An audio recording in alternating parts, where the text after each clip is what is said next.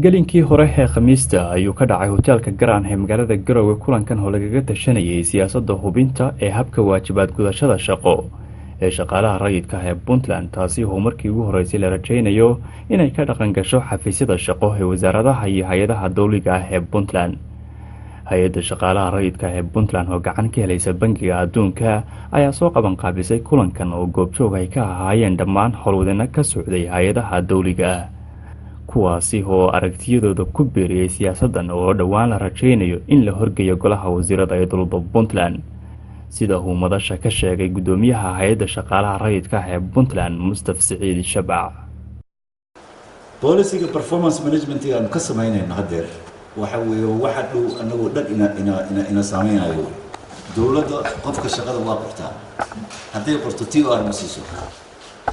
TOR qofkii male oo qeexaysa shaqadiisii contract male oo ninkan agreement contract oo la galin ma jiro marka adduunyadana saa uma shaqeyso dadku wuxuu ku shaqeeyaa performance dadku wuxuu ku shaqeeyaa dalacsiin iyo rajil qof ma jecel maanta anigu gudoomiyaha hay'adda shaqaalaha rayidka weligay gudoomiye ma ahanahay mana rabin inaan sii joogo meel kasii sarreysaan rabaa inaan aado ama shaqada meel kale ugu wareego uma baahnidin mataqaanaa qofkii inuu joogo mataqaanaa meeshii uu joogay qofku waa in la qiimeeyaa social market ka dhawaajiyay waxa weeye inta siimka ka shaqeysa shaqaalaha siimka ka shaqeeya bil walba waxay geeyaan progress report kaas oo qofkaas lagu qiimeynayo lacagtiisa la siin maayo hadduusan progress report ka la socon uusan la socon mataqaanaa time sheetkiisa inaad mataqaanaa taladiina anaga iyo suggestionadiina waxay noo yihiin muhiim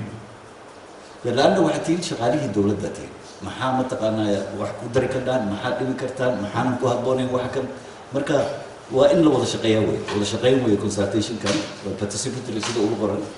si wada jira inaynu wax u wada qabno. Maxamed Bile Gelle, warbaahinta dowladda, Garowe.